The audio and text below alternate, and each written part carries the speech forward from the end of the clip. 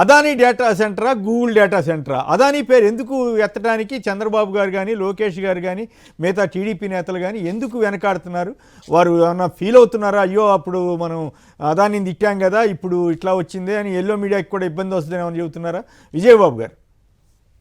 ఎప్పుడైతే అసలు అదానీ మీద అమెరికాలో కేసు అనేటువంటిది నమోదైందో గ్రీన్ ఎనర్జీకి సంబంధించి, ఇంకేముంది ఇతని పని అయిపోయిందని చెప్పి అనుకొని దానికి జగన్మోహన్ రెడ్డి గారికి ముడిపెట్టి దాన్ని పెద్దగా బ్లో అప్ చేసి హడావుడి చేశారు.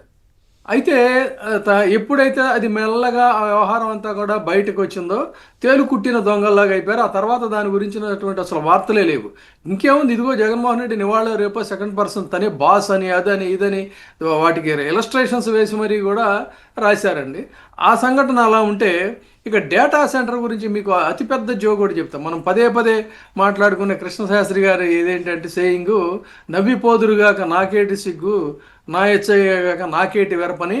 ఎంత నిస్సిగ్గుగా అంటే, కనీసం అంటే మనకిప్పుడు ఒక ఎడిటర్ అనేటువంటి వాడు ఉంటే వాడు ఏం చేస్తాడు, పేజీలన్నీ కూడా చూసుకొని మొత్తం ఒకసారి ఫైనల్గా ఉంటుంది. కానీ ఇది చెలరేగిపోయి ఎవడి ఇష్టారాజ్యం కింద వాడు రాసుకుంటారా మీకేం పర్వాలేదు అన్నట్టుగా ఈనాడు పత్రిక తయారైంది. దానికి ఒక కంట్రోల్ కూడా లేదు. కేవలం ఇటు భజన చేయటం, అటు వైసీపీను జగన్మోహన్ రెడ్డి తిట్టడమే పని. ఆ వార్తలకు మాత్రం అసలు ఎడిటింగ్ కూడా అక్కర్లేదు అనడానికి ఎగ్జాంపుల్ ఈరోజు ఎగ్జాంపుల్. మొన్నేమో మొత్తం అంతా కూడా అసలు అదాని ఎప్పుడో వైఎస్ఆర్ మన చంద్రబాబు నాయుడు గారితోనే సైన్ చేయించుకున్నారు 19లోనే.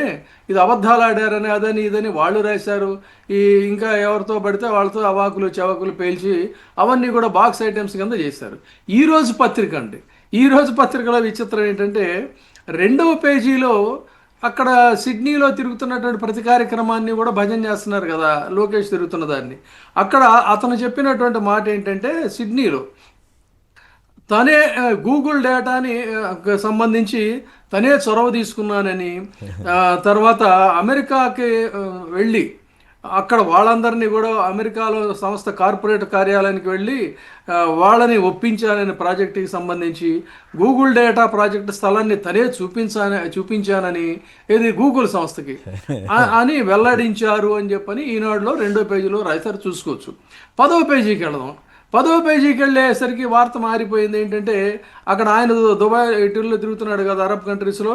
హైదరాబాద్కు మైక్రోసాఫ్ట్, విశాఖకు గూగుల్ తీసుకొచ్చానని చెప్పని చంద్రబాబు నాయుడు గారు చెప్పినట్టుగానేమో 10వ పేజీలో వేశారు. కాబట్టి ఇప్పుడు అర్థం కాని సమస్య ఏంటంటే, ఈ గూగుల్ సంస్థను వాళ్ళు చెప్పుకుంటున్నట్టుగా కొడుకు తీసుకొచ్చాడా లేదంటే తండ్రి తీసుకొచ్చాడా? అక్కడే ఒక డిఫరెంట్ ఇది ఉంది. మరి అంటే అక్కడ ఏం జరుగుతుంది అసలు ప్రభుత్వంలో? ఎవరికి వాళ్ళు ఇలా సెల్ఫ్ డబ్బా కొట్టుకుంటున్నటువంటి పరిస్థితుల్లో జగన్మోహన్ రెడ్డి గారి పాయింట్ని కూడా ఇంకొకటి విస్మరించారు. నిన్నంతా అటు ఇటు 2 వైపులా డిబేట్స్ జరిగాయి. కానీ ఆయన అన్నదేంటి, అదానీతో అంతకుముందు ఒకవేళ ఒప్పందం ప్రిలిమినరీ డిస్కషన్స్ జరిగి ఉండవచ్చు గాక చంద్రబాబు నాయుడు గారితో.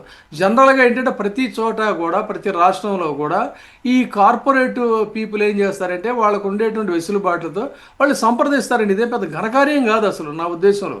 అది వాళ్ళ పని, ఇది వీళ్ళ పని. రాష్ట్రంలో పరిశ్రమలు పెట్టుకోవటం అనేటువంటిది వీళ్ళ పని. ఎక్కడ మనకు అవకాశాలు ఉంటాయో, ఎక్కడ ఫెసిలిటీస్ ఉంటాయని చెప్పని వాళ్ళు వెతుక్కుంటూ ఉంటారు.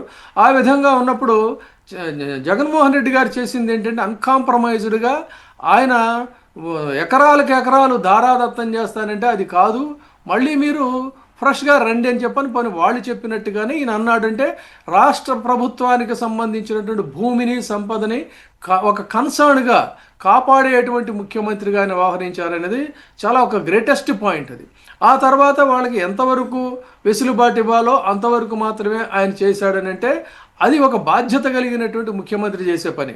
ఏవిడ హైదరాబాద్లో అపార్ట్మెంట్లో అడ్రస్ పెట్టుకుంటే వాడికి 100 ఎకరాలు దారాదత్తం చేయటం, ఇంకొక బోగస్ కంపెనీ ఢిల్లీలో రిజిస్టర్ చేసుకుంటే వాడికి 100 ఎకరాలు దారాదత్తం చేసేటువంటి వాడు ఒక బాధ్యత కలిగినటువంటి ముఖ్యమంత్రి?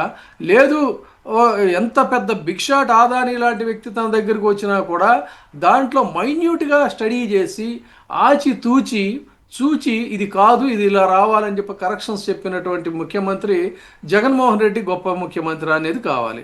తర్వాత ఈ గూగుల్ డేటాని కొడుకు తెచ్చానని చెప్పుకుంటున్నాడు. కొడుకు తీసుకొచ్చారా వాళ్ళ పరిభాషలో, లేదు తండ్రి తెచ్చానని చెప్పని ఆయన చెప్పుకుంటున్నాడు. విదేశాలకు వెళ్ళి కూడా ఇంత దౌర్భాగ్యంగా అబద్ధాలు చెప్పుకుంటుంటే మరి ఆదాని పరిస్థితి ఏంటి?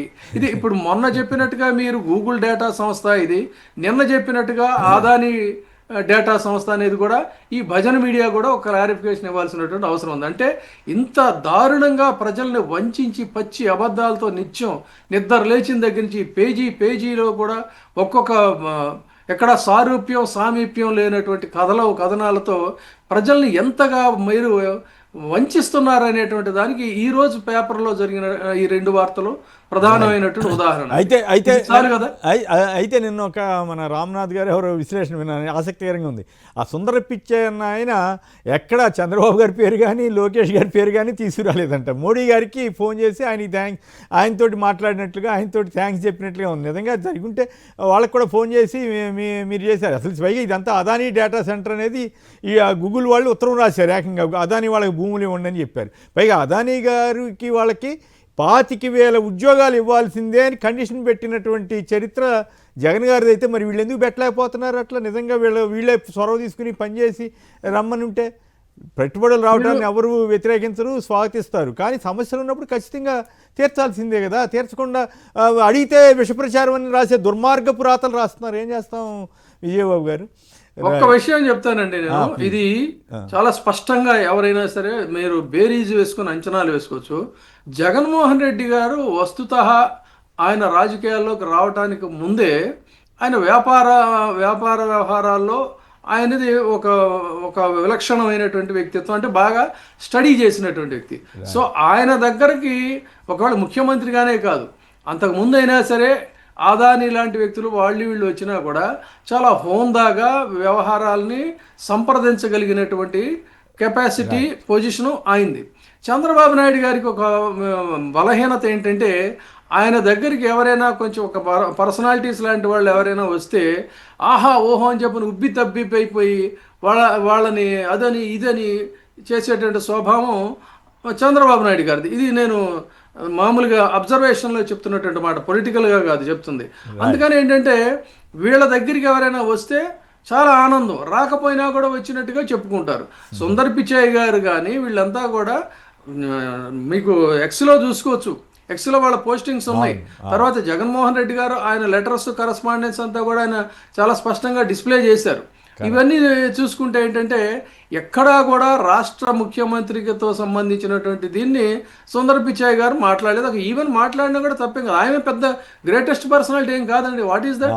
ఆయన ప్రొఫెషన్లో ఆయన ఏదో ఒక ఎక్స్పర్టైజ్ అంత మాత్రంలో సత్యనారాయణ గారు కానీ సుందర్ పిచాయ్ గారు కానీ మీరు మాట్లాడచ్చు. విజయబాబు ఇక్కడ సమస్య ఏంటంటే నిజంగా కాంటాక్ట్ ఉండి ఆయన ద్వారానే వీళ్ళ ద్వారానే అయితే వాళ్ళు రిఫర్ చేసి ఉండేవాళ్ళు కదా అన్నదే ఇక్కడ ఇష్యూ అనమాట. చంద్రబాబు గారి పేరు కదా, ఇంకోటి మనకేం వ్యతిరేకం కాదు. ఇక్కడ దురదృష్టకరమైన సంఘటన ఏంటంటే చేసింది రవ్వంతా, చెప్పుకునేది కొండంత చంద్రబాబు నాయుడు గారు. ఆయన కొండంత పనులు జగన్మోహన్ రెడ్డి గారు చేసిన కనీసం రవ్వంతా కూడా ఆయన పబ్లిసైజ్ చేసుకోలేక అవతల వాళ్ళు బురద చల్లుతా ఉంటే ఆ బురద కూడా కడుక్కునే ప్రయత్నం కూడా చేయలేదు. కనీసం విధ్వంస పాలన అని చెప్పానంటే ఏముంది ప్రజలు గుర్తిస్తారులే అని చెప్పని అనుకున్నాడు. కానీ ఆయన ఈ విష ప్రచారాన్ని కూడా సరిగ్గా ఆయన తిప్పికొట్టలేనటువంటి పరిస్థితి. కాబట్టి అంత నష్టం జరిగింది. ఆ నష్టాన్ని చవి చూస్తుంది, ఆ నష్టాన్ని కష్టాన్ని అనుభవిస్తున్నది ఇవాళ ఆంధ్రప్రదేశ్లో సగటు ప్రజలండి. మిగతా వాళ్ళకందరికీ కూడా నిత్యం సంక్రాంతి పండుగగానే ఉంది. సంక్రాంతి పండుగ అంటే పేకాట్లు, పందాలు. దానికి వద్దాం. వాళ్ళు రాణిస్తున్నారు కదా, తెలుగుదేశం నేతలు ఎట్లా రాణిస్తున్నారు, వెస్ట్ గోదావరిలో చూసాం, ఇక్కడ చూస్తున్నాం. వాటి మీద మళ్ళీ మాట్లాడదాం. విష్ణు గారు చెప్పండి, అదానీ పేరు ఎందుకు వీళ్ళు ఎత్తకుండా జాగ్రత్త పడ్డారు? జగన్ గారు ఎక్స్పోజ్ చేసిన తర్వాత చెప్పక తప్పని పరిస్థితి వచ్చిందా? జగన్మోహన్ రెడ్డి గారి పత్రికా విలేకరుల సమావేశం పెట్టిన తర్వాత అసలు ఈ గూగుల్ చరిత్ర ఏంటి అని చెప్పి గత ప్రభుత్వంలో జరిగినటువంటి కార్యక్రమాలని, గత ప్రభుత్వంలో పడినటువంటి ముందడుగుని ఇవన్నీ కూడా మొత్తం అంతా కూడా లెటర్తో సహా లేకపోతే మొత్తం సాక్ష్యాలతో సహా జగన్మోహన్ రెడ్డి గారు ఆంధ్రప్రదేశ్ ప్రజల ముందు పెట్టారు. ఏదో పెద్ద పెద్ద గొప్పలు బిల్డప్లు ఇచ్చుకుంటూ గూగుల్ గూగుల్ గూగుల్ అని చెప్పని మేమే తీసుకొచ్చామని చెప్పని ప్రయత్నం చేసి ఆంధ్ర రాష్ట్ర ప్రజలకు ఒక ఇంప్రెషన్ ఇవ్వాలనే ప్రయత్నం చేస్తే దాని వాస్తవాలన్నీ కూడా దానికి జగన్మోహన్ రెడ్డి గారి హయాంలోనే ఏ రకంగా దాన్ని తీసుకొచ్చారు, ఏ రకంగా శంకుస్థాపన చేశారు, ఏ రకంగా దానికి ఒక కన్స్ట్రక్షన్ ఆలోచన చేశారు, ఉద్యోగ అవకాశాలు ఖచ్చితంగా ఉండాలని చెప్పి ఒక కండిషన్ పెట్టారు. అట్లా మొత్తం అంతా కూడా జరిగింది. ఇప్పుడు మళ్ళీ కొత్తగా ఇంకొక పాయింట్ చెప్తా ఉన్నారు. 2023లోనే కాదు 2019లోనే శంకుస్థాపన చేశాం, దాన్ని జగన్మోహన్ రెడ్డి గారు తీసుకొచ్చారు, కంటిన్యూ చేశారని చెప్పని మళ్ళీ ఒక అబద్ధాన్ని బయటికి తీసుకొచ్చి ప్రజల ముందు పెట్టేటటువంటి ప్రయత్నం చేస్తున్నారు. కాబట్టి ఈ రాష్ట్రంలో 5 సంవత్సరాలు కూడా గత జగన్మోహన్ రెడ్డి గారి ప్రభుత్వ హయాంలో ఒక సువర్ణయుగంగా అన్ని రంగాల్లోనూ కూడా ముందడుగు పడింది కరోనా ఉన్నప్పటికీ కూడా. కానీ దీన్ని జగన్మోహన్ రెడ్డి గారు చెప్పినట్టు ఇంకొకళ్ళ పనుల్ని, ఇంకొకళ్ళ ఖ్యాతిని, ఇంకొకళ్ళకి సంబంధించినటువంటి ఆలోచనల్ని కాపీ కొట్టడమో లేకపోతే దొంగలించడమో, ఈ అదాని పేరు తీసుకొస్తే జగన్మోహన్ రెడ్డి గారి హయాంలోనే జరిగిందని అందరికీ అర్థమైపోతుంది కదా. దాన్ని తప్పించేటటువంటి ప్రయత్నం చేస్తూ ఉన్నారు. దాన్ని పక్కకు తీసుకెళ్లేటటువంటి ప్రయత్నం చేసి అబద్ధాలు చెప్తున్నారు అనమాట ఆంధ్రప్రదేశ్ ప్రజలకి. ఇది ఖచ్చితంగా దానికి సంబంధించి వివరాలన్నీ జగన్మోహన్ రెడ్డి గారు ప్రజల ముందు పెట్టారు. ప్రజలందరికీ కూడా క్లియర్గా అర్థమైపోయింది. అది ఈ రాష్ట్రంలో గూగుల్కి సంబంధించినటువంటి చరిత్ర.